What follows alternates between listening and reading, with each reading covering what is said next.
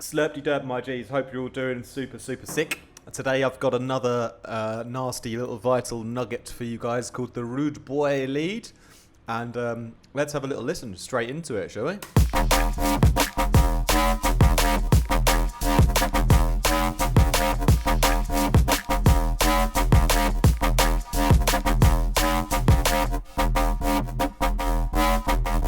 Really like this one. It's got a lot of little kind of movements and things that happen in it to keep it interesting. You see here the MIDI is although the pitching is pretty simple, I've got a few different colors. The velocity are changing, and that's going to change a couple of things in the synth. But let's dive straight into the vital synth here, and yeah, let's see what I've made here. So a similar thing to the last video where on the return of Tony, where I talked about having the chorus on and then distorting it quite heavily to begin with, and then going about sound designing the patch from there. So what I've done is I've got the this chorus again is mixed in quite high, 44%, and also I'm just doing like the low end as well. So I've turned the cutoff all the way to the left, so we're chorusing the low instead of the high. Then we're running that through a lot of distortion, 14 dB on the soft chip. No Jerry Seinfeld, just soft chip today. And yeah, a little bit of reverb goes into the signal chain right at the beginning as well. And we're just taking out the low end from that. So that's very important because it adds to the whole character of the bass. And even though you kind of hear the reverb sort of bounce up after you let go of the note, and that could be a desirable effect or not, but it does help in making the bass sound or the lead sound the way it does. So it's important to have that on. You can sort of just chop that reverb tail off at the end in the audio file. That's what I'd do if you didn't like it the way it's sort of bounced up, you know. But it contributes to the whole tone of the bass and everything. So it's important to have that in. What I've done again on the compressor is I've mixed the amount, so we're using it like an OTT saturator. So the attack's up, the release is down a bit, and then we put that all the way to 0. And we mix that on our LFO. Okay, so on the LFO then, you know, I've got this movement obviously from the saturation and a bunch of other things, and then I've got an LFO sandwich on here. So I'm triggering the phase position of LFO1 from LFO2, and here. This is where I've used the velocity on the phase position of LFO2. So again, we can change whereabouts in the timeline our kind of groove is going to start based on the velocity within the MIDI. So at a sort of high velocity, if I turn up the velocity on my silly little keyboard here, that's the octaves. That's not. Let's turn that all the way up. And the velocity will start right at the beginning, okay? So I'll get this sort of double thing that will happen, double whammy. If I turn the velocity down, then we're going to go, it's going to start over here. Or if I turn it all the way down, it's going to start sort of right near the end. So I get this kind of sweet, this downward motion instead. And so that enables you to have a little bit of flexibility when you're programming the notes, so that they're all a little bit different. So I really like that. See how it sort of jumps and skips around? Let's talk a little bit more about the sound design of the patch. So you could go ahead and copy it if you like, or I'll drop it in Discord as well for all the Discord Gs. I still need to drop the Tony one. I forgot to do that. I'm going to do that at the same time. So what I've got then is a sine wave. This is the main one in the middle this time. -24, sub bass, nothing crazy. All the phase randomization is off. All the unison is just on 1. Obviously, it's going to get really stereoed from the chorus anyway, because I've got that up at like 44%. So that's obviously spreading the sound a lot. The phase position, the phase position of the bottom one is down at 0. Sometimes it helps to just try setting it to 0 or 180, because depending on where that waveform starts, how it works with the other ones is going to be quite different every time. So on this case, I wanted the phase of this sine wave to start earlier. So what we've got is the first one, like I mentioned, is just the kind of sub bass, right? We got some noise in here too. Then we've got one above here, which is a classic blend, kind of like a saw wave, I suppose. Or I think it's actually more like a triangle. I think it goes from triangle to saw, but yeah, the triangle is a bit softer. This is up at +7, and with this guy, we basically put the LFO on the level, so you can see, I don't know if I've just accidentally muted it. I don't think I have. It should be on the... Oh, I'm sorry. I'm really, really sorry. This one's not actually active, okay? This one goes into the FM of oscillator 3, that's right. I started with it on, and I realised it sounded better when I turned it off. So if we add on our third oscillator... Okay, that's why. It was a bit cleaner when I ended up not using this one.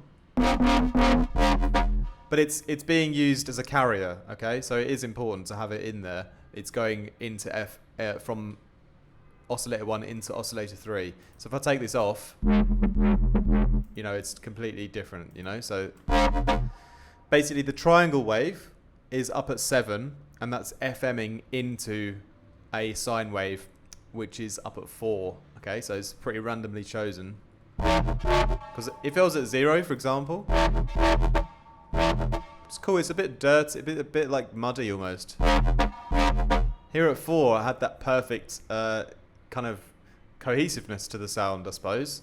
So again, with choosing these numbers here, like I've really not, I've not taken into consideration the key, the note, or anything. It's just been completely off my own ears, you know.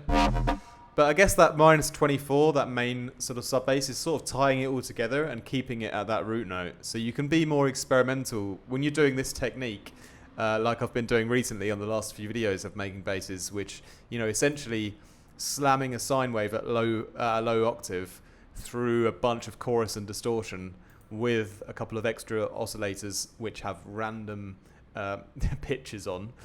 When you do that technique, you can be a bit more experimental with what exact semitone you choose for your extra ones here. So just choose ones that sound great, you know? You get some interesting tones and things there, but the one I had here at 4 was just more kind of cohesive with everything else, so that's why I chose that one. There's a little bit of a filter on the main sub bass here. And it just kind of cleaned out the sound a little bit. And yeah, like I said before, we add in a bit of white noise. I haven't bothered to filter it this time. It kind of sounded okay. Just having that up and down on the level with everything else, so the white noise is coming up and down in a nice movement with the the main bass. It kind of just fits it, gels it together a lot easier when it's in the part of the same movement. Okay, so that's like pretty nice. As we are there, so let's talk about the other little things I've done. So like we talked about the reverb and then the chorus and the distortion happening. We talked about the little modulation on the compressor. Then there's a little filter at the end, because similarly as I mentioned on the previous video with the Tony bass, is, you know, when we do it this way and then we distort everything a lot, and that distortion kind of almost slams everything up together against like a brick wall. So we make the bass a little bit flat and like not so dynamic when we do this way, but it's important to do it that way to get the tone. So what we got to do after that is give it a bit more shaping again. So like I did with the compressor, the mix modulation on that is giving it a bit more dynamic shape. And here again, I'm using the filter to get a bit more shaping into it as well. So just a bit of sort of mid-range movement. Just mix that in on my LFO, and on the cutoff, it's going up a little bit as well here. So that's really cool. And what I did with the velocities as well. So we talked about how the velocity, that it changes the timing of our LFO sandwich. So every time it's going to be starting a little bit differently. So the groove position is different on each note. But also what I've done on the velocity, I've also used it to change the tone a little bit as well. So if we look here on the velocity, what we're modulating, aside from the LFO2 phase, we're modulating the chorus depth. So this is having quite an impact on the sound, because obviously the chorus is a massive part of this sound. So if we play with the depth, you can imagine it's like sort of getting a little bit tighter as we go lower down in depth, because the chorus is sort of brought in a bit more to the center. And yeah, if we turn up the depth, it's like we're widening and we're kind of losing a bit of the cohesiveness of the sound. So just playing with that a little bit helps to give a nice variation. It's a very small amount, I'm not going too far away from center. Then the oscillator 3 FM. So this was like, our main FM, where I messed up the video earlier because I thought this oscillator was on when it's actually meant to be off. Just a carrier, that triangle going into that sine wave as just a carrier, on the FM. And obviously that's like one of the main parts of the sound, how the character is formed. So that position is obviously going to be very important as well. So it's at 26%. You go up high, it gets pretty screechy pretty quickly. Low, you get like a nice bit more subtle kind of bass, I suppose. But yeah, just playing with that percentage, like a really small amount. Like I have here, it's just 0.03. So you can see the modulation as it happens. Like it's actually on our LFO too, so it is going up and down already a little bit, but the velocity will change the overall start position of that as well.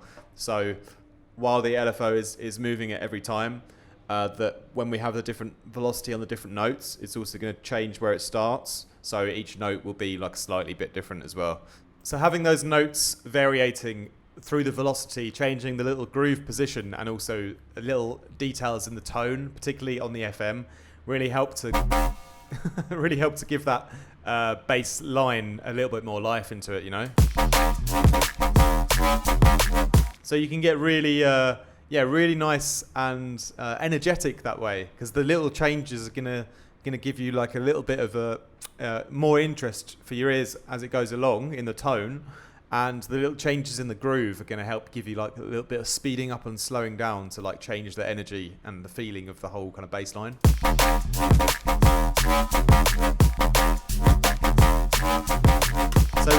So really, really sick. Love this one. Definitely a bit of a Rudeboy sound. Thanks a lot for watching, my G's. Hope you enjoyed that little tutorial today. Hope you learned a little bit from that. Apply it to your own sounds, and absolutely smash it. Keep working as hard as you can on your music. There's never time to give up or slow down. If you need to rest your ears, of course, but always come back to it refreshed and ready to carry on. So peace out, my G's. Have a wicked rest of your week.